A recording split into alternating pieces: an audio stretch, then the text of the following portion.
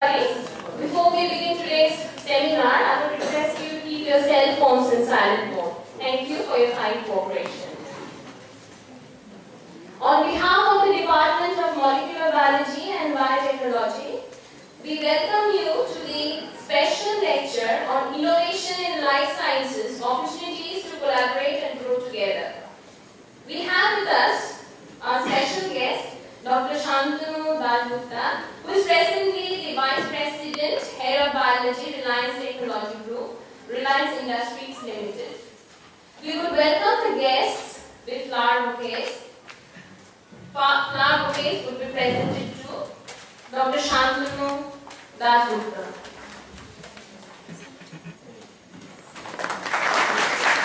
We would welcome our Honorable Vice Chancellor, sir, with flower bouquets. Let me also present you to Dr. Dasgupta because Dasgupta happens to be alumni of the university. Yeah. We could also welcome our Dean Faculty of Sciences with flower bouquets.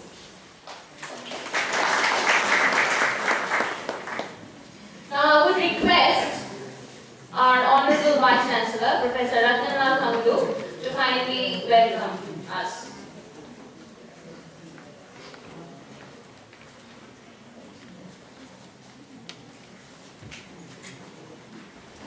Very good afternoon to everybody present here, my colleagues, and the special guest speaker, I will say, Professor Santanu Dasgupta. Friends, it's always great pleasure when any scientist or social science or any scholar or academician visits us. Because if anybody wants more exposition, it's our own students. And today I have greatest pleasure because Dr. Mandupalya has taken special care to see to it that Professor Dasgupta visits us and delivers this lecture here, because we know personally that Dasgupta has many other important engagements, but for us this is the opportunity to seize a historic opportunity, because he will simply not be talking about the science but also its collaborative nature that can benefit more importantly to our students. I, on behalf of the university, on my own behalf, I welcome Dasgupta to this university, and I am sure that his lecture would certainly benefit all of us in this university. We would like that he should visit us rather more frequently, because he has studied in this university and therefore he owes a lot to us. We really have great amount of respect and affection for scholars like Professor Dasgupta. Thank you all.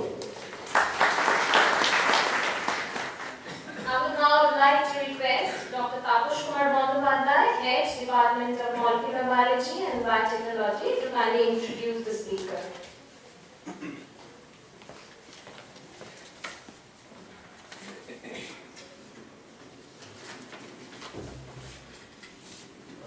Honorable Vice Chancellor, Dean Faculty of Science, respected teachers, my dear colleagues, research scholars, students, and the non-teaching staffs of this university. First, I wish to express my sincere gratitude to our Honorable Vice Chancellor that he has given us the opportunity to organize such a special talk, and also the Dean Faculty of Science, who is also present this particular lecture program. So this is I feel very much honored to introduce Dr. Dasgupta. Basically, he is known to me, Santanu Da. He is an alumnus of this university, and he has done his post-graduation in the year 1987 from this university. After that, he has joined in the post-institute for doing PhD, and after that, he was in the USA, in the Kentucky University, for the postdoctoral work. Basically, Santanu Da is an eminent plant biotechnologist. biotechnology, biotechnologist, and he has experience of more than 22 years. And he obtained more than half a dozen of patents in the particular field of the plant biotechnology. He is awarded by a lot of awards from the different institute and from the different organization. That is from the. He was also the director of the Monsanto. Now he is the vice president and head of the biology in the Reliance Industries Limited. So there is a good opportunity for us to collaborate and grow together today's topics, basically. So with this few introduction, may I request Professor Dasgupta to deliver his lecture. Thank you.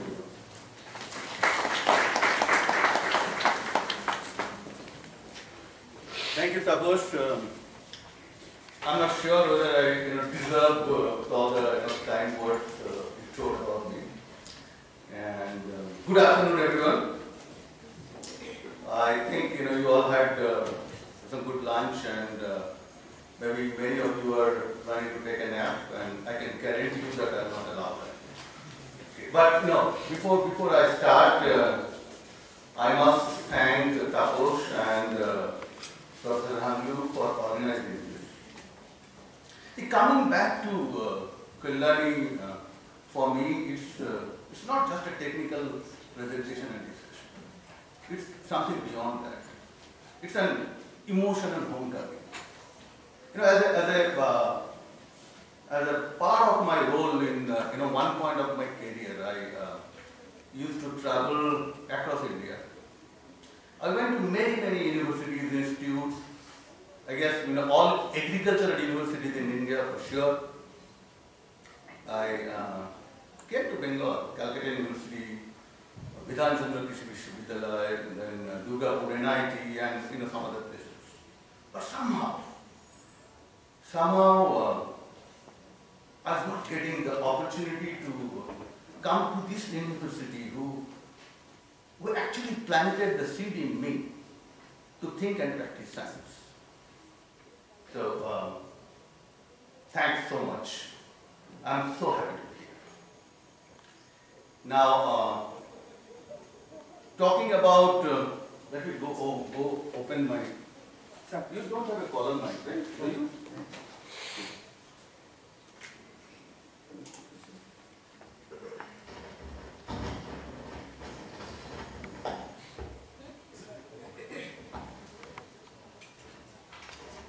Can you hear me now? Can you hear me okay? In the back?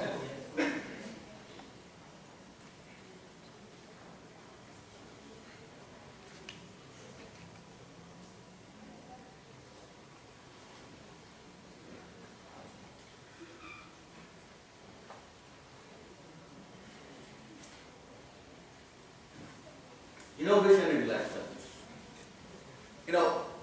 Life science innovation probably reached to its most exciting phase. And trust me, each innovation, every day, is making life science much more complex, exciting, and creating opportunities to innovate further. And what I do, I'll try to give you a brief about this. What I just told in my introduction. But I'm not sure in this short time how successfully I can portray, but I'll give it a try. I guess there are some students from chemistry as well, right? I started with chemistry, but at present, I moved to life science, and for life science, for many of us involved, associated in life science in some way or the other, it's a very challenging time. At the same time, it's an exciting time as well. If you see, we are about to be 9 billion population by 2040. By 2030, we need 50% more food, 45% more energy, 30% more water. There are 20 million more undernourished people now if you compare with 2000. About 30,000 people, half of them are children, are dying every day. You know how we are losing the forest, carbon dioxide emissions, or need for energy. So in Bengali, about a sukher samoy noy, about a shanti samoy noy. So the resulting ever-increasing demand for food, scarcity of water, demand for fuel, concerning climate changes, all these things are posing some greatest challenges to us in one hand. On the other hand, outstanding technology innovations. Our entry to the molecular bedroom of living organisms, understanding genome, and tremendous enrichment of scientific knowledge is keeping us excited to face those challenges and do something about it. In this slide, you see this part. This is actually a slide presented by Dr. APJ Abdul Kalam more than 10 years back in 90th Science Congress. What he emphasized was, what he showed that how technology innovation is impacting human life and civilization. And the trend continues. Life science innovation today is addressing society's all top debates, whatever you hear today, whether it's about food security, about scarcity of water, water availability, demand for fuel, food versus fuel controversies and debates you might have heard, and global warming. Right? Now, all these things as I was telling is being addressed using life science innovation. I want to give you a kind of summary, and especially for the students, please give some attention to this slide, what I am talking. Until recently, life science innovation used to be addressed from bottom up in biology hierarchy. This is biology hierarchy, and kilobiology, nanobiology, the way I define. I'll come to that. When I started my PhD, and maybe even 15 years back, 10 years back, it used to be addressed in this direction. But in recent days, with the understanding of genomics, systems biology, and availability of all required tools, made it to be addressed in both the directions of biology hierarchy. We have realized now that life science is not just about the parts, DNAs and proteins. It's not about the devices, pathways and networks. It's about the context life lives. It's about the resultant of overall interaction life experiences. See, I'm standing here and talking. There are 1 million bacteria in my gut, 60,000 microbes in my mouth. They are interacting with me, right? The way the air condition is running, that particular temperature what I have on my skin, as a biological organism, I am reacting to each of those things. So if I want to innovate something in life science, unless I appreciate that fact, I don't think, as of today, I can do any meaningful innovations. In brief, an inclusive view about an organism. It's about looking at the organism, right? It's about exploring its genome, then assess, mine all the data that is coming, and then interpret the data. I'll come to that a little bit later. Then interpret the data to a meaningful technology solutions. What I will do is I'll give you a few examples of some of the technology I was involved in, okay, in last so many years, and then discuss that where the life science is going and in which direction and how, right? Now, before I do that, I will share with you a poem. Okay, that poem was written by me and a couple of my colleagues together. One was, that time he was my boss, and another was the lady who was HR. And we were talking about this technology dream, biotech dream. Now, so what we thought that it's like eyes of, okay, many of the names are my generation and some of my teachers' generation. Okay, for your generation students, the names are different. I know. The eyes of Ashwarya Rai, the equipment of Simi Garwal, the cheeks of Sharmila Tagore, the cheerfulness of Rekha, the lips of Himamali, the loquacity of Tavatam, the nose of Jayaprada, the nimbleness of Karishma, the sweat of Shilpa, the smile of Madhuri. That is the combination I have in my imagination. To this, the solution is not in the hands of evolution. Part answer is with biology, part answer is with technology. Combine the duo and give me my career. If you are thinking that today I am going to talk about the lady of my dream or the lady of my choice, no. What I am going to talk about is the photosynthetic organism of my choice, the photosynthetic organism of my dream. As this is something I am doing for more than a quarter of a century, and I'll come to that.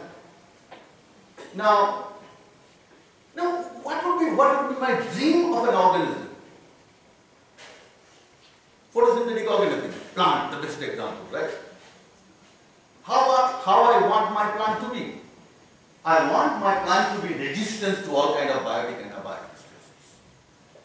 I want my plant to be resistant to virus, pathogens, bacteria, insect, fungus, name it. I want my plant to be resistant to all kinds of abiotic stresses, heat, cold, salinity, acidity, pH, you name it. I want my organism to grow much faster so that it gives me more yield, right? I want my organism to give me more the molecules of my interest. It could be lipids, it could be proteins, it could be carbohydrates. And definitely I want those organisms for to be better for harvest and post-harvest. And they also should be, when I have a dream, I can dream anything, right? So they also should be flexible enough to produce any molecules what I want. Doesn't matter. I don't care whether it's naturally produced by plant or not, or naturally produced by algae or not. I'll talk about algae later. But can I make it flexible enough to produce those molecules? Let me just give just few examples of some of the things what I am doing today. Today I am not working on plant, okay, and how the life science innovation is happening in other areas. So I work with something called algae or algae, okay. In Bengali it's shawla, right? So and what I want from that shawla, from algae, is number one is fuel, biofuel, and number two is, as I was telling, any molecules of my interest, any high value molecules of my interest. I can produce molecules which would be costing like $10,000 a gram. Okay, so I'll give you a few examples how we are addressing that. And tell me at any point of time if you get bored. Okay, then I'll switch gear and go to some other direction. Now, this particular example what I am giving is, you remember that biology hierarchy. So this is the example is to address the problem from top to bottom. Okay, I am talking about metabolic profiling. It's nothing but to understand how the metabolites move, how the carbon fluxes move within that organism. Now within the organism means what? I grow in a rack in a conical flask, and I understand that. Is that enough? I want to understand those movements in different environmental perturbation what that organism would be experienced to. It could be high light, it could be low light, it could be high pH, it could be low pH, it could be very high temperature, it could be very low temperature, it could be very humid, it could be less humid. And once I understand those fluxes, those movements, and just see this, and so what I'm trying to understand that what I do, I go and manipulate somewhere. Okay. Now before I do the manipulation, if I know that what's happening in real time in the organism, then my predictive power, remember this word as well. Okay. When you do innovation, it's about predictive power. Whatever you are doing today, if you have better predictive power, you can move to your destination much faster. And and after that you do whatever pathway engineering you plan. You go and study those steps, and you take your call based on this study. Another example. This is a simple example, and where we are addressing it from bottom up. Okay. The way I did during my PhD, and that's simple enough. Simple enough. I mean, you have an understanding that you read a lot of literature, and you know what gene does what, and based on that you make a hypothesis.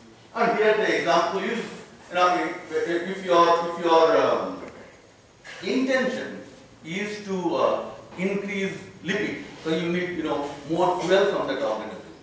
Okay. So what you want to enhance is triacylglycerols. So which are those enzymes?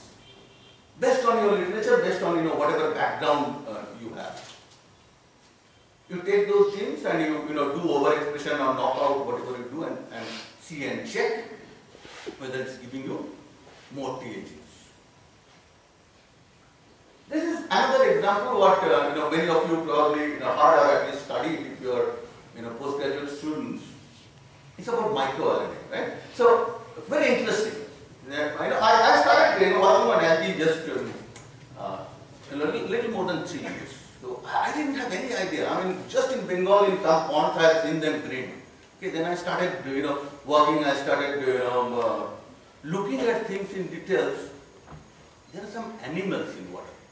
Animals, microscopic animals. Okay, and those animals, they eat it. So it's like agriculture. As you grow, your rice field, so you grow algae. those animals and they come and eat algae. So what we are proposing here, what we started doing here, okay, we'll ask about algae here. You produce the microRNA. And what that microRNA does, it either, and that's what I told, it either stops the functioning of genes of meiosis or progesterone receptor to stop the reproduction of those animals. So your algae is safe. Okay, that's another thing what we are doing. Next example is very interesting. Okay, I was talking about all the pathways, right? So if you have a nice understanding of the pathways, I'll just show you that what you can do with that. Very simple. I mean, at least in slide it looks very simple. So, okay. Now, just the different pathways, right? You don't care about all this. What you care, if your interest is biofuel, what you care is about the lipid bodies. You care about those TAGs. Okay. Now, if given all the freedom, what do you tell? Hey, I don't want all these guys to get into. Let everything be TAG. At least most of the things be TAG. Then what we do is simply we use RNA strategy. So stop this. No alkanes. Right? No alkanes. Stop these pathways. No isoprenanoids and alcohol. Stop that starch synthesis. So what do you expect? So all the carbons, okay. Some of you studied photosynthesis, right? Then you have all the carbons coming, and all the molecules are getting produced. Now you are stopping them to going to different parts. So what would happen? The whole flux is now coming towards lipid body. That's another step. This is rather now it's simple as there is a technology again. Many of you probably heard, and there have been a lot of controversies also with that. It's about BT, right? BT cotton. You heard about BT cotton? Some of you? Okay. So so it's nothing but a protein which goes and sits in the insect gut and then kills the insect, blah blah blah. So in one strategy, you identify those proteins and make your algae to express those proteins so that when the guy, those animals eats them, okay, they are gone. The other one is very interesting. Okay, I just take one example. I have a product. I have a product which is already in the US market. I'll talk about that a little bit. And see, when you are stressed, you react, right? So what is the reaction? Now if you go outside and it's little hot or cold, so yeah, reaction would be uri babari or whatever. Okay. But that's not the molecular reaction, right? Something is happening inside. Some molecular reactions are happening, right? Now it's not just for half an hour in sun. So if I give you constant sun and ask you to stand for 3 days, what will happen? Okay, you'll feel sick. Okay, and then your life will be threatened. That's what it happens with organisms. So with any other living organisms. And one of the molecular reactions what they do is, you know about those DNA to RNA to protein, right? So when those RNAs are synthesized for their natural movement, okay, because of the stress those RNAs react. How do they react? They react by misfolding. If they misfold, what will happen? There will not be any protein synthesis. If there is no protein synthesis, then what happens? Then life stops. So what I did, I used a very small molecule, protein molecule called RNA saffron's molecule. Okay, The molecule, specific molecule I used was from bacteria. It's called cold shock protein or cold shock protein B called CSPB. I'm not going to that technical details. So what those molecules does, they go and protect RNA. Okay, it's like mala, beads. It protects RNA. Stress happens, but the conformation doesn't change. So I was talking about a product that's about drought tolerant corn. Okay, drought tolerant corn is already in the US market and it's also in Africa, and hopefully it will come in India as well when all these biotechnology controversies are sorted. So yeah, so coming back to my algae, that so we are planning to use similar kind of technologies for algae. So that algae when you grow there in form, okay, like we are growing it in Rana Kutch, okay, dry area, sun, hot, okay, and your organism is not like it. So they are reacting, they are dying.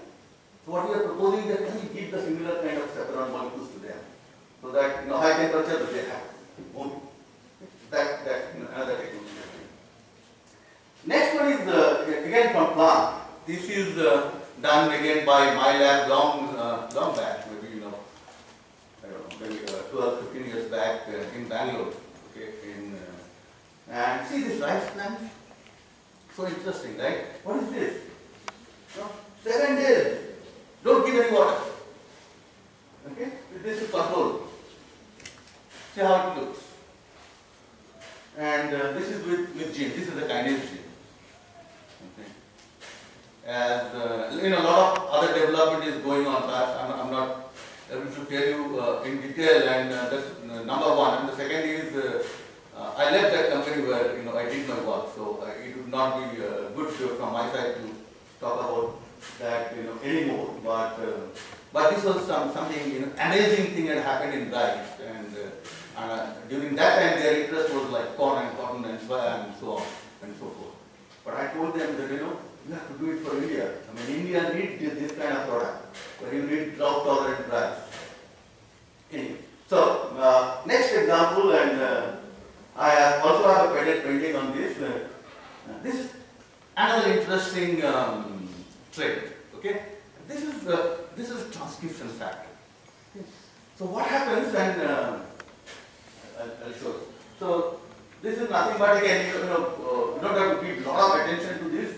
So these are different factors. They interact with each other. They bind to a domain of DNA. Okay, that's the way it works. And then what we are more interested is on the phenotype. Okay, so you see when it's hot or when there is less water.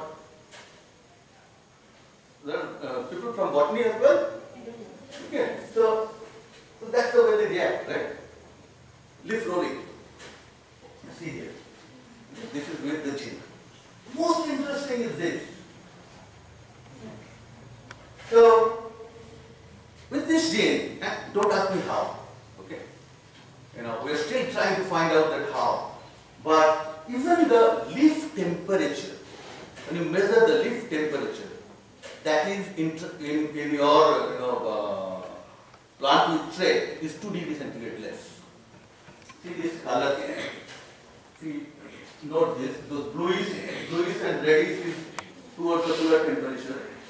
So when the imaging was done, and you see with trait, you can see the even the leaf temperature is little low.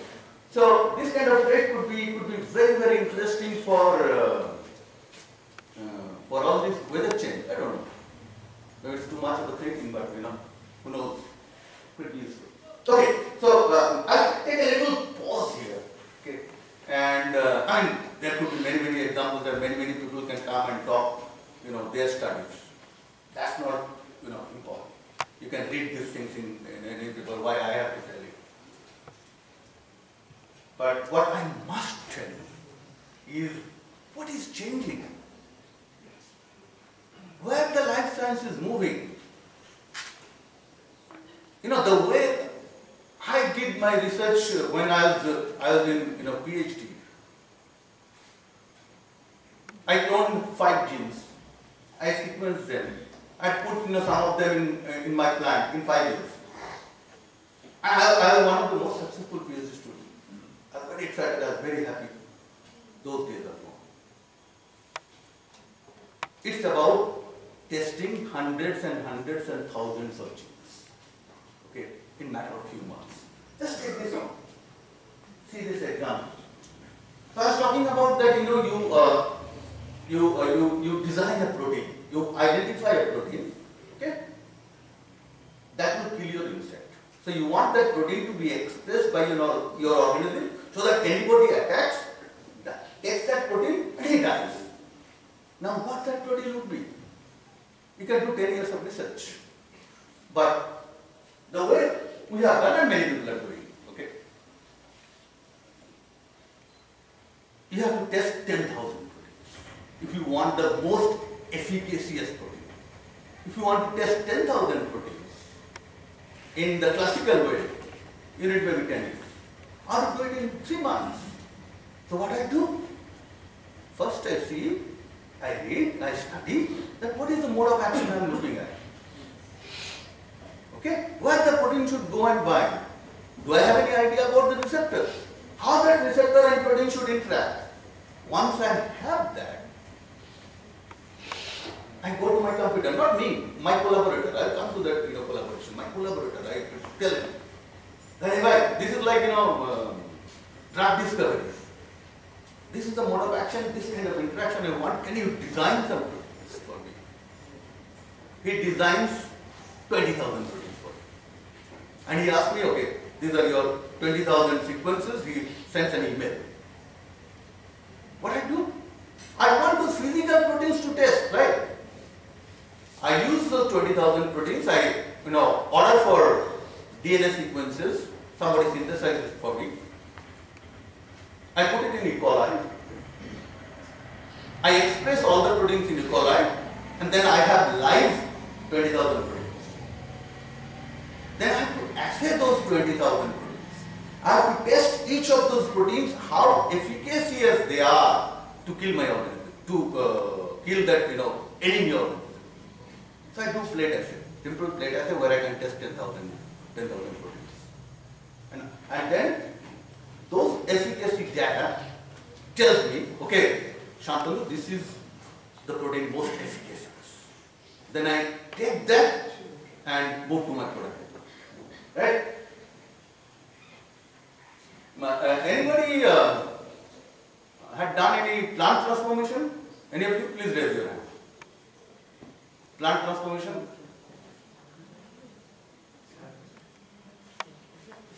Studied? I could see 1 or 2 hands here. Okay, yeah. So, right. Okay, great. So, so this is about in plant transformation when you develop transgenic plants. So one of the biggest bottleneck is transformation, right? You can, in theory, you can tell I'll take these genes, I'll put it there. But can you put a gene in the tree outside? The answer is no, right? So you develop that transformation. So for transformation you need some starting material where you have to transform. I have experience in several crops, including soybean, and let me tell you, it's a pain. Okay, to get an embryo, okay, to get that embryo, okay, sitting in a hood, whole day, one person maybe can get like 30, and then do transformation, all the processes. A million embryo to be done. I want those million to be done in 2 days. I want to transform all those 2 millions in 3 days. And I want to get my result in 3 months. Right? And how do you do that? Just one example, if this movie runs, this is a 1-minute movie, okay? So the way everything is not automated, right? You don't do manually. So what is done, each of the seeds, when it comes, they have to be cleaned, they have to be separated, they have to be imbibed, after imbibition, And there's a little bit of manual intervention, but it's basically nothing but see, thousands and thousands. Those are all the embryos are coming. And this is how we do with the dry seed. The dry seed, breaking the embryo. I mean, if you do, you will realize that what it takes. But it's all those 1 million embryo you're getting it in a matter of half an hour. Excuse okay. me. Yeah. This movie wasn't transferred of there. It was static on the screen. It was? It was static. There was no. Just can you Okay. check There was on no the movement of the animation? screen. Oh. The animation was not also. How do I show that? Let me try.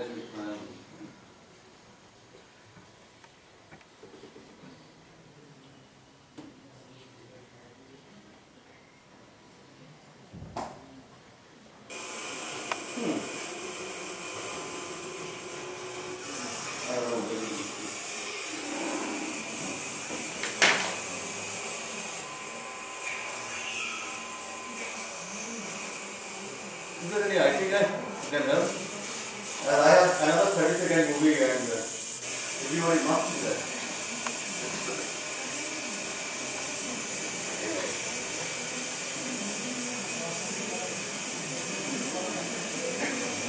I know that we can't see it from there, but if my next one is again another 30-second movie, and I really want to see that. I really want to see that. I don't know how it works. See what that is? So, let me continue on the transformation a little bit, without showing the movie. The movie comes at bit late. So, and especially the people who are done the transformation. So it's not about just the getting that that part. Okay, skip it. And it's also about a lot of other things after that, right? Suppose so you sterilize it, okay? You do hypochlorite and then wash it with water, then give some alcohol, wash it with water again. It's a big job. Everything is automated. So you have big pipes coming. Okay, your sterile water comes, your 70% alcohol comes, your sodium hypochlorite comes, and billions of those things are getting sterilized in matter of hours. And then you do agrobacterial transformation, your whole agrobacterial culture comes in a pipeline. Okay, it infects those hypoproteins or embryos, whatever parts are, and then it plates again using robots. Okay, so in 3 months' time, you get your maybe 300,000 transcripts, and you select your event. The next one is much more interesting. Again, I wish I could have shown this next one to you. This is about automated greenhouse. Okay, so Can you just try in case it comes? oh, okay. Let me.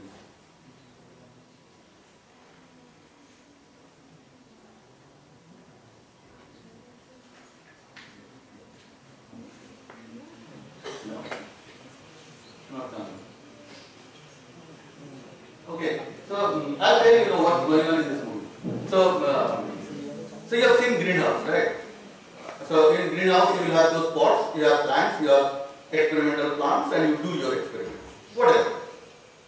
Either you do your fertilizer, you want to see the growth, or you do your transgenic, whatever kind of research you are doing.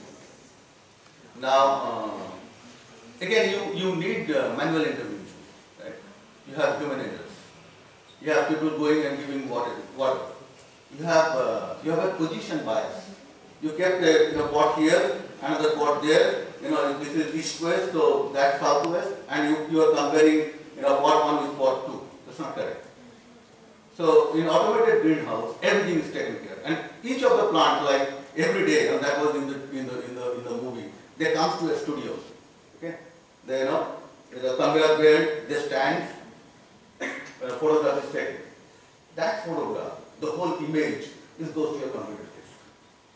You analyze the image, You don't have to visit to greenhouse. Okay, maybe once in a while, of course, as a scientist, you would love to see your plant live and healthy, and then you.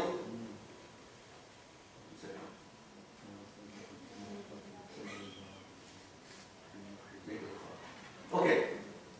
So as the movies didn't work, so let me tell you another interesting part. Okay. So I was talking about all the traits, right?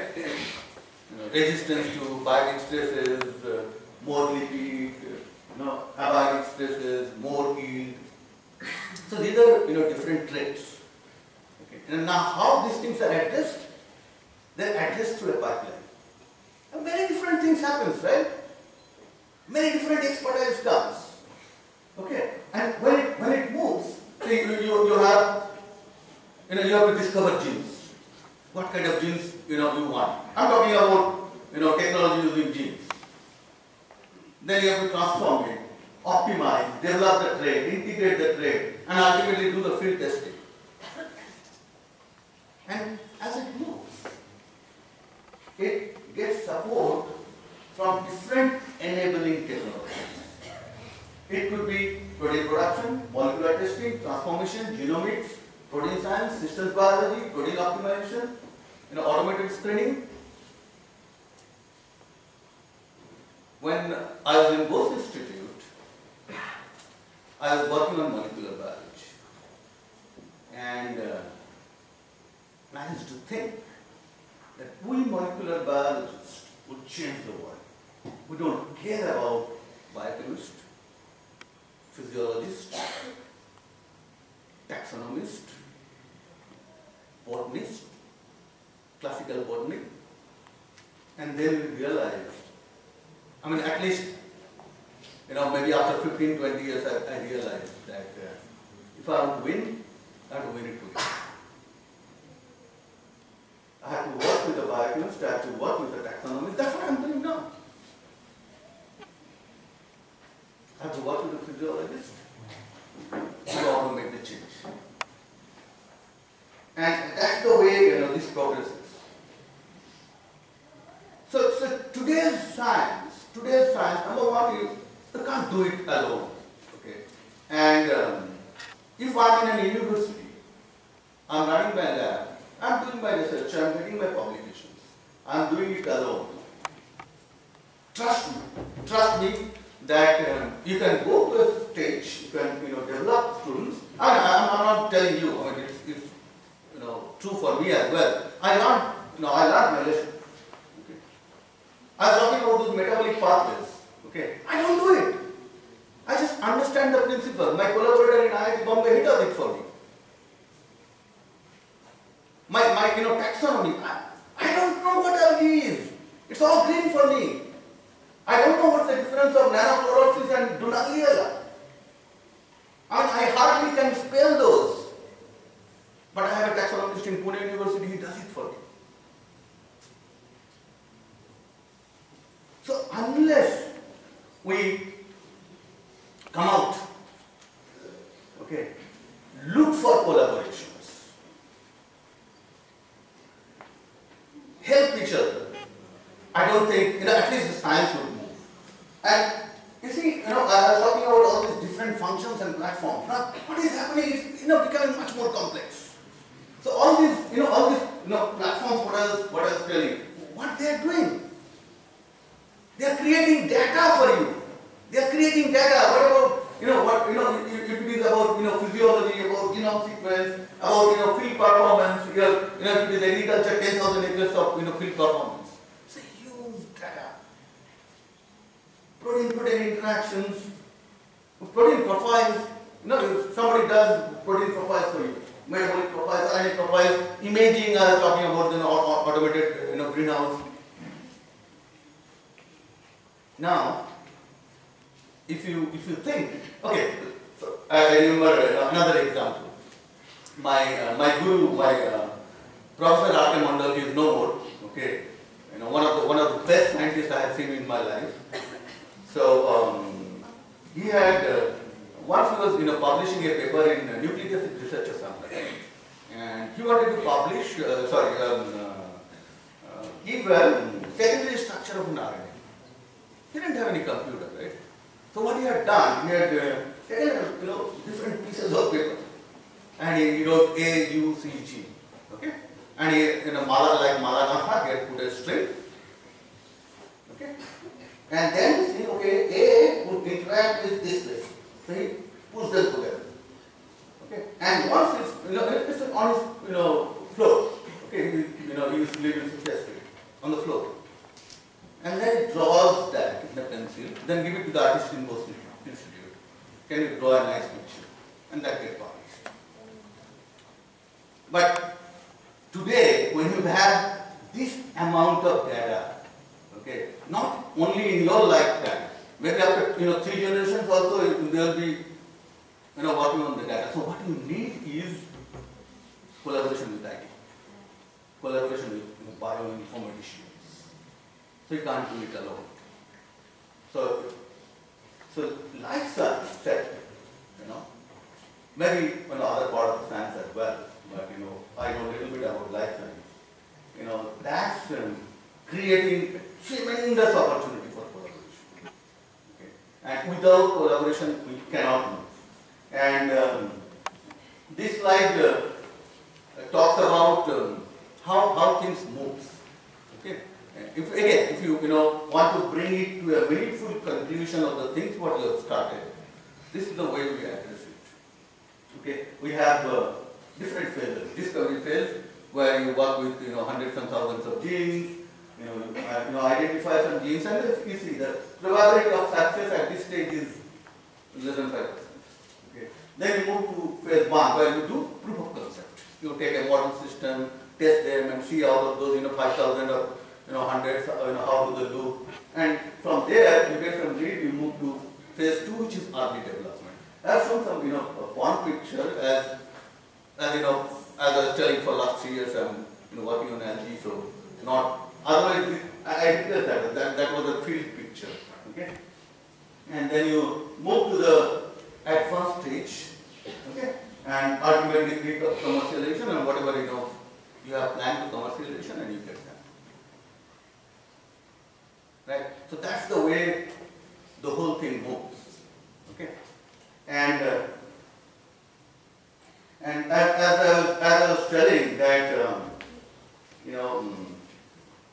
if I consider, again I am repeating, if I consider the complexity of life science today and the challenges we have in hand,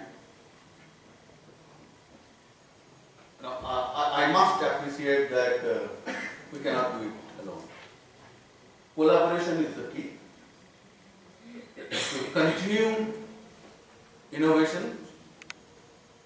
grow together, and provide technology solutions to this changing globe.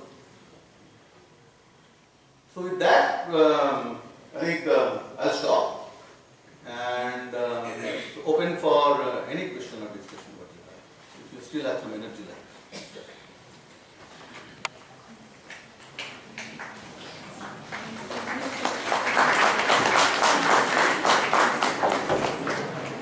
Thank you, Dr. Dasgupta.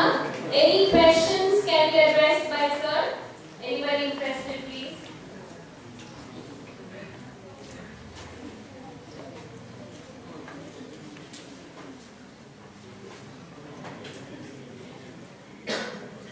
Even any question on your career also can be addressed.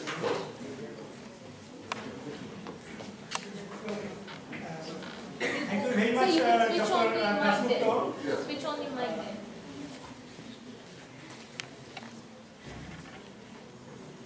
Thank you very much, Dr. Dasgupta, for your wonderful dissemination of your thoughts. Thank you. Thank you very much.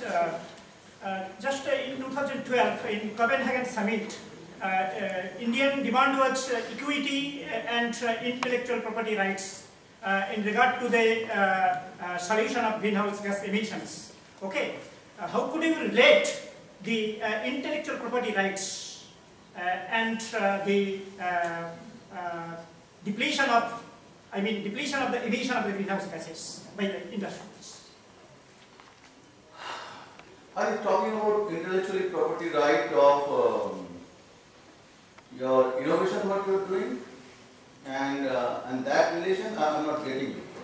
So, actually, it's shown that one of the plants, C4 plant, is maize plants. right. It absorbs more carbon dioxide than the other plants, other categories of plants like C3 plants. Exactly. Okay. Yeah. Could we promote the cultivations of the C4 plants like maize, like other GM crops?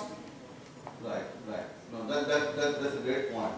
I think, see, there are two parts of it. One is some political solutions, okay, and another is scientific solution. So, and unfortunately, it's becoming much more complex.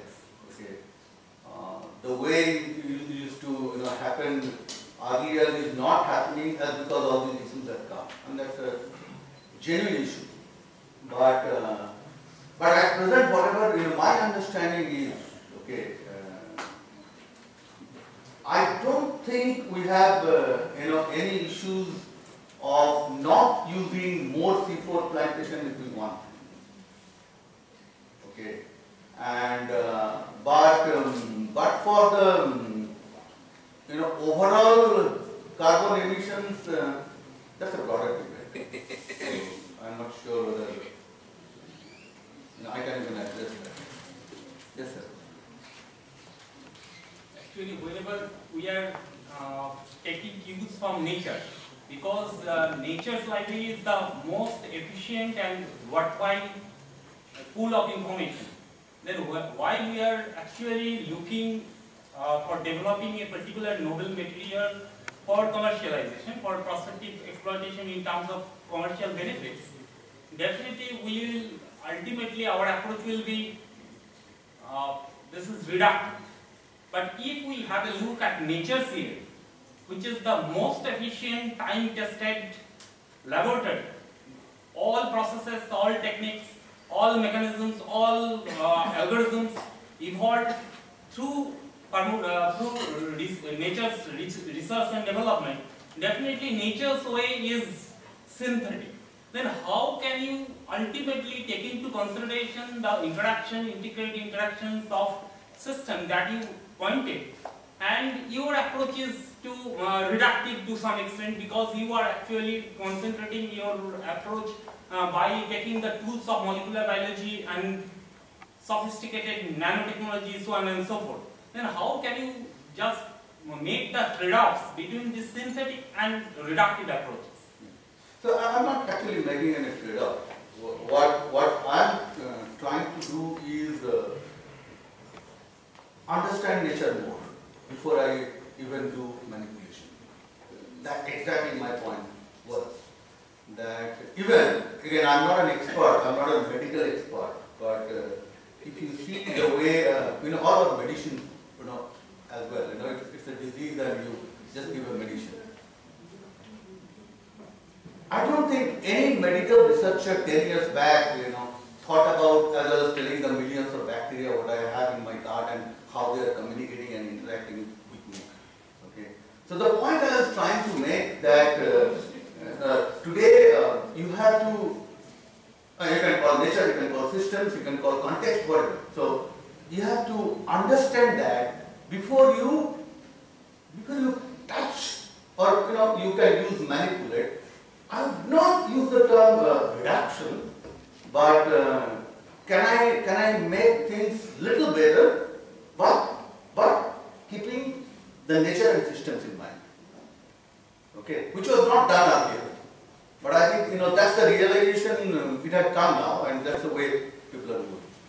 This is the current approach from top to bottom to, and again bottom to top, the synthetic one. Right. So, but you first have, basically now it has to start from top to bottom. Yeah.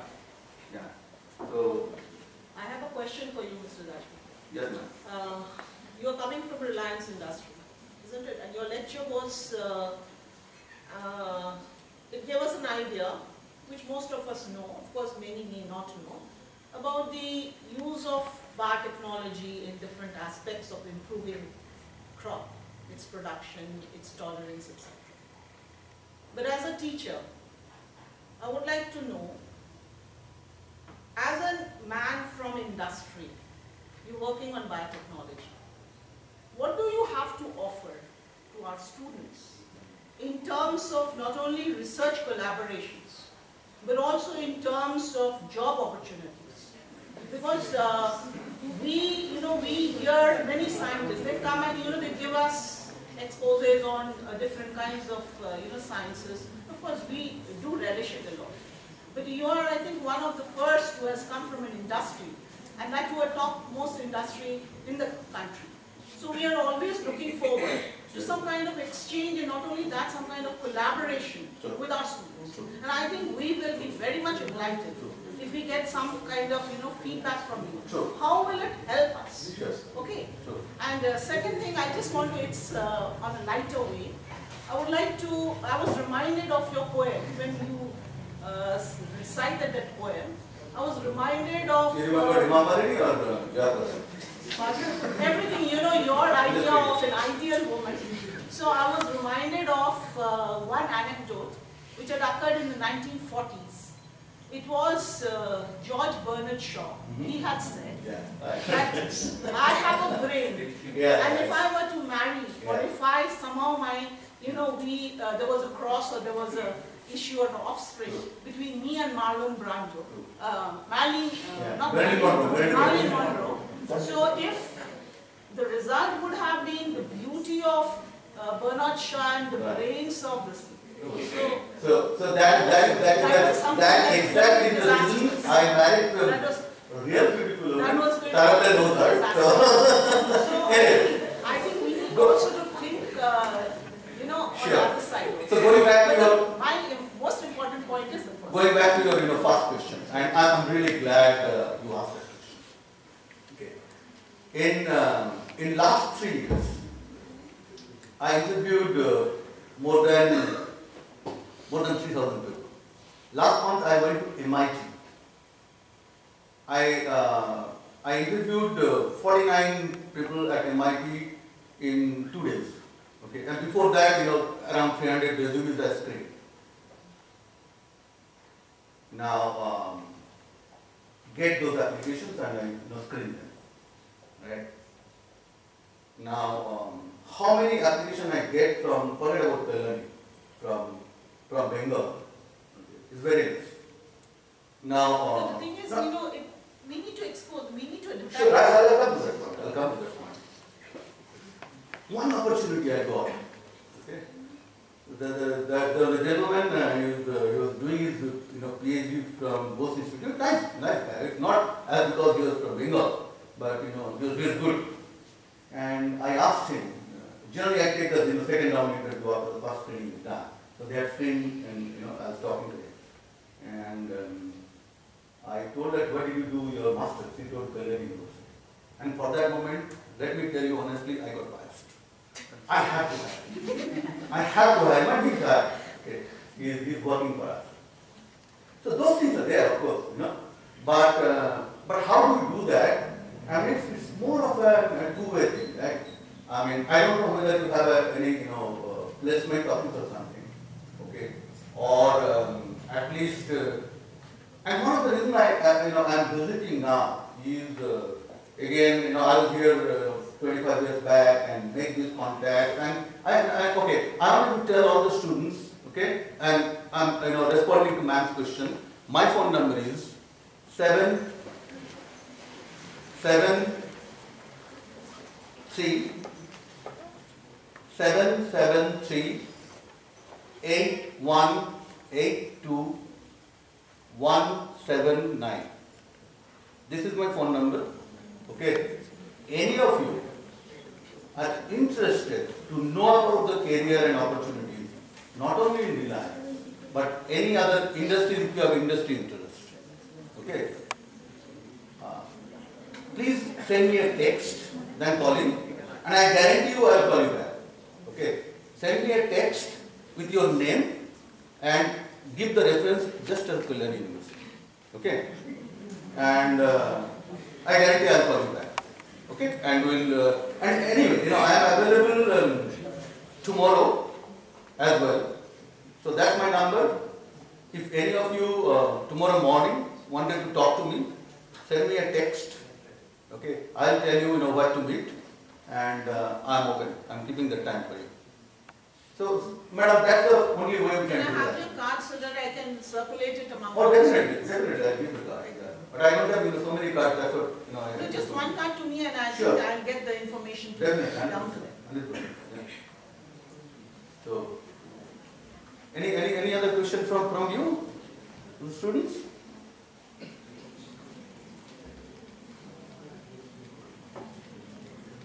Other than biofuel, what else is the industry thinking about in India? So, I can talk about my industry. So, my industry, you are talking about bio and licensing or beyond that? Beyond Biotechnology. yeah. So, other than biofuel, the other things are happening are hydrogen chemicals, and those hydrogen chemicals, the market is too big and huge. Okay, and let me see how do I put that. And this is some other company is doing, and CSO is my friend, so he shared with you. So I'll tell you in a way so that I don't give you the information what I am not supposed to. Okay, let me put this way. So there is a protein, okay, which comes just in the first few days in mother's milk, okay, and then it gets degraded. It's coming in cholesterol. Huh? Cholesterol. Yeah, you know that. Okay, now cholesterol production, okay, in commercial scale, okay, as because of some protein modification happens after synthesis. Okay, so he is trying to produce that in a system like LG. Actually, not trying, he produced, and he already done some trial. So that's an huge area. It's a subsidiary of Reliance? Huh? Is it a subsidiary of Reliance or No. it's not a system? No. It's something else. And so hydrogen chemicals is one. And for our interest are mainly on petrochemicals, right? So the related molecules. Biofuel, you might have heard about jet fuel. There are a lot of things that happened, and then many people even had given up. But the hope has not been realized that much. Yeah, right, true. So that's the reason many people had given up, right? So, but Reliance didn't give up. Okay, and we believe, it's not just because I'm representing Reliance. We believe that if anybody can do that, only Reliance can do that. And see, today's research, it takes money, right? It needs huge investment. As some of the things I was talking about. Yeah, it's not that anybody can do that, right? And we're talking about an automation which should cost you like $20 million. Some kind of collaboration with the industry. Exactly. Especially your R&D. See, that's what I'm doing. Collaborate with, regarding the jet carcasses, biofuel plants with the botany departments. No, we would always like our students, to have a future, isn't it? So we would like them to collaborate with the industry. Let them at least come for project. Let them at least come and visit and do the project with us. I'm completely open. If you can nominate a few people, they can come and do a project for 3 months, 6 months, whatever, or maybe even a few weeks. I'm telling you, it's my idea, so I don't have about Now 1, 2, 3, 4, and just give it to couple, so that we can follow it later. At an academic level. Orientation of the syllabus is also the very much important criteria. So yeah, that's many people. As I told you, I came to this NIT, right? And one of the reasons they asked me to come is when they are making their curriculum. And they want to make sure that their curriculum also is kind of industry friendly. So industry friendly in the sense that, well, once they do that, and there are some opportunities in industry. So that also is something we should talk about and think about. Well, Santanu, Alright. See, now the question from your teacher. Okay. I get another.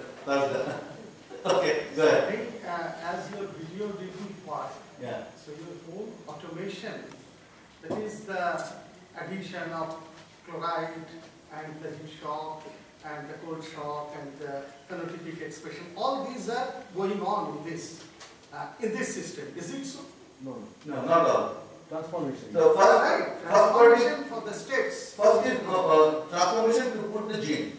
Okay. And second part what I was telling is when you grow them in greenhouse. Now in greenhouse their movement, their rotation once in a day. Okay, so that you can avoid the bias. Then their watering. But some of the fine experimentation what you do, unfortunately, still you have to have some manual intervention. Right. So what you were telling that nearly 100% of the cells are being transformed by your method. No. Very clear. What I'm saying, as because it's not, and that's the reason I have to do millions. See, if you do 10, Right. okay, in your lab you do 10, maybe, you may get one or maybe even not. Right. But if I do 1 million, then I have hundreds, right? That's the reason I was, focusing on the number more. See, just 2 days back, not 2 days back, before 26 January, our Prime Minister was talking to some of the business folks. What he told 3 words, I really like those words, is about skill, it's about scale, and it's about speed. So if you have the right skill, if you have the right scale, and you have to go with speed, then you can achieve that. But I just want to mention one thing. The tragedy is, so after the discovery of this process by Mendel and Giga in 1971, the 45 years have come. It has been hijacked by these cloning people. Just if I get 1 clone or 10 clones, that is sufficient. But still now, in this 45 years, so how a large macromolecule like DNA enters into the cell, the method is still on. There are There are no channels, no porins, right. so which can penetrate, which can introduce a hydrophilic molecule when you have 5,000 Dalton. So DNA is large. So therefore, it is obviously a technique, and you are enhancing the number. But a thrust should also be there to understand the mechanism. I agree with you. I covered only one part. Yeah. Mainly I covered the technology part, not that much of the science part. So, into the fundamental question, as you mentioned, if I am not wrong, so you mentioned there is a diversion from the carbon pools more towards the lipid molecules, particularly in the mentioned. True. So, is it so? Because in the past system, so for the past system constants, unless there is an equivalence between the carbon source to be allocated in nitrogenous pool as well as the molecules, the cells will large share. But do you mean metabolic engineering means just design a particular pathway for a particular protein, leaving there keeping aside all the things, or taking all together to understand particular key genes to overexpress? This I do not understand. No, good question, very good question. Yeah, so you need balance for what? You need balance for a healthy normal cell. Now, if let's talk about algae. As I was telling you, I'm doing algae for 3 years. If I talk more, I'll learn more. So in algae, okay, it produces lipid, it produces a lot of other starch and other things. I'm not interested in starch. So I don't care if the balance is broken, if the starch is less. If few molecules from those, carbon comes and makes, make my lipid from 30% to 40%, and the starch goes down, as long as it goes well. Problem it comes. You actually, ask the exact, right question. So the problem is, some molecules where you get more lipid, you make like fat, okay, and then they grow slow. Now, if the growth is compromised, your lipid is more. It doesn't make any sense. So what we are trying to do is how do we manipulate the organism in a way that I do compromise, but do not compromise to that extent that my growth is compromised. So it's actually that's a cartoon kind of picture. Okay, it's not so black and white. You cut everything off and you have the molecular features. You have to play a little balance there. No, but if you're doing that in a reactor, bioreactor, don't you replenish your inoculum? See, the alga says you continuously grow, so that you keep harvesting it, and whatever you take and out of the lipid, that goes out, is harvested, and then fresh cells are replenished. Yeah. So you're working. You're using that mechanism, isn't it?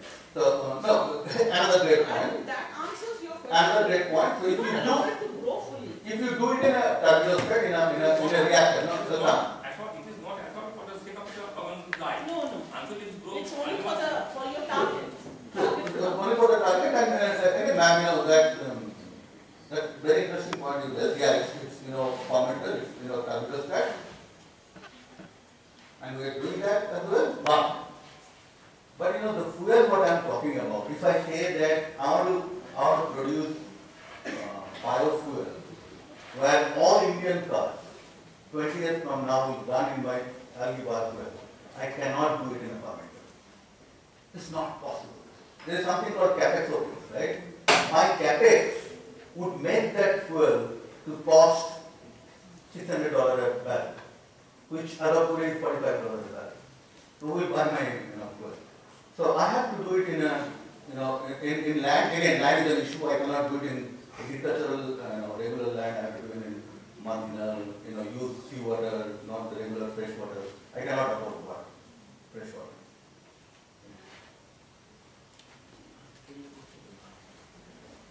There is no pasta sauce. Now it's very much like. Where was that? Okay, with this we come to the end of the talk, and I would like to thank him for the clarifications and helping us to have some exposure to Reliance so that we can have some future placements if at all possible. Now before we end, I would request Professor Santanu to felicitate our guest. Sir, can you kindly do the honors, please?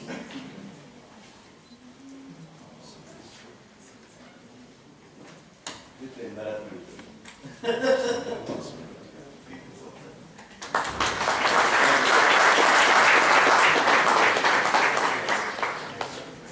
Friends, I would like to mention, in fact, Professor Sujataji raised this question of if our students can do something. We are already on the job. We are planning to have an interface with a group of industries. We will have a their meeting. 2 of the professors are working on that, and maybe Dr. Santanu can also help us, in fact, in tagging Reliance to that group. They will be visiting us, and we see to it that they every year come here for placement and other things. The only thing is we have to sharpen our game. Thank you all. Thank you, Professor Santanu and Dr. Dasgupta. I will now request Dean, Faculty of Sciences, to kindly present the vote of thanks.